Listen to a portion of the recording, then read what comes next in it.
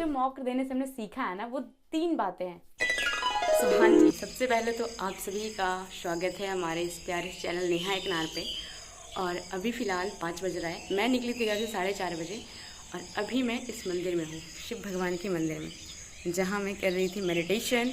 और फाइनली हम अब घर जाएंगे और आपको आज हम मिलवाने वाले हैं अपने एक दिन के स्टडी रूटीन से और each and everything, study tips, my sources, मैं कैसे पढ़ती हूँ, कैसे मोटिवेटेड रहती हूँ, क्या ऐसा चीज़ है जो मुझे रुकने नहीं देता है।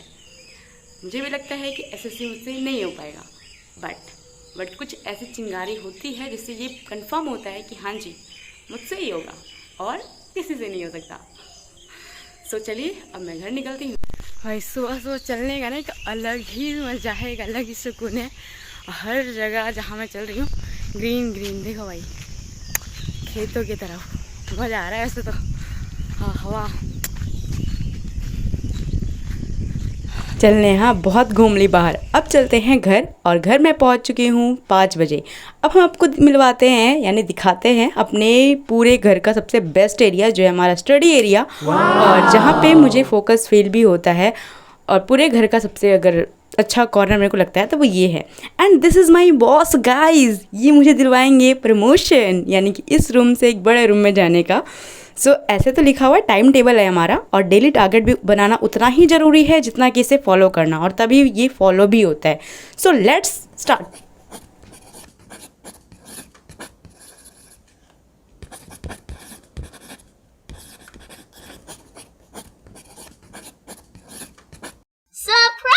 ओहो, कुछ समय बाद ही हमारा पूरा टारगेट भी बन के तैयार हो गया है, लेकिन इसे पूरा करने में मुझे पूरे दिन लग जाएंगे। सो चलो नेहा, आप स्टार्ट करते हैं पढ़ाई को, और फिर आपको 1 बाय 1 दिखाते हैं कि मैंने क्या क्या पढ़ा है। So let's start guys, Let's go. So my study यानी morning study started from 5:30 AM and start with GK and GS.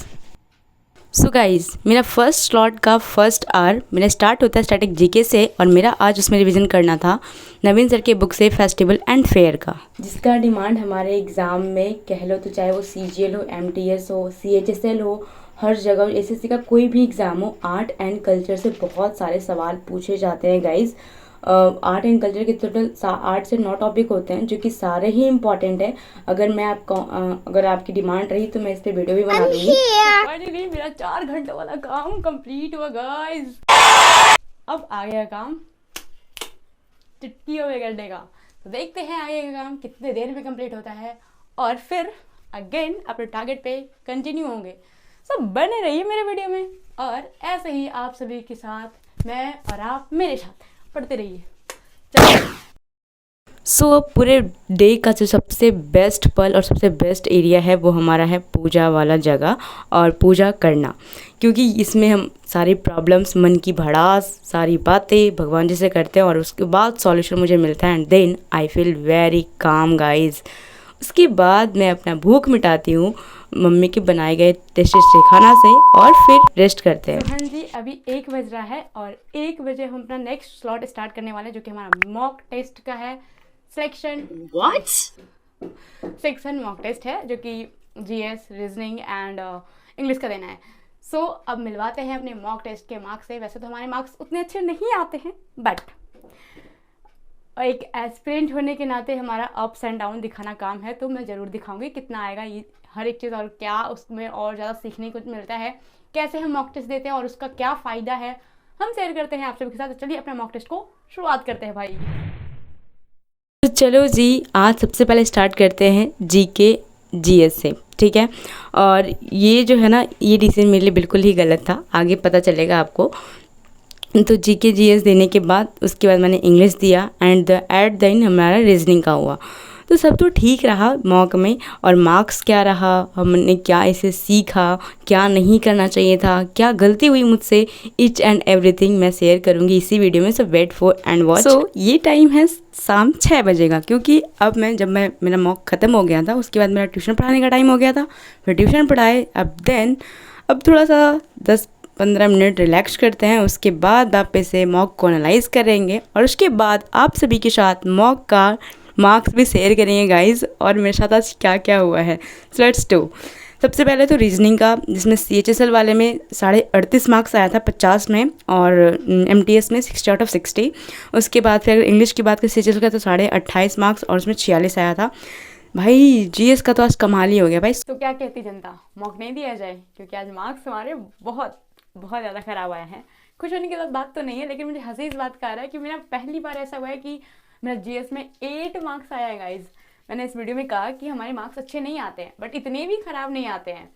मेरा GS में भी फिलहाल अगर एवरेज की बात करें तो 20, 22, 25 ऐसा चल रहा था। एवरेज हमारा मतलब हाईएस्ट अभी हमारा 30 या 32 गया है। और इंग्लिश की अगर बात करें तो हाईएस्ट हमारा 63 गया है। और लेकिन अगर एवरेज स्कोर की बात करें कि एवरेज में जितना मेरा आता है वो हमारा 45 रहता है।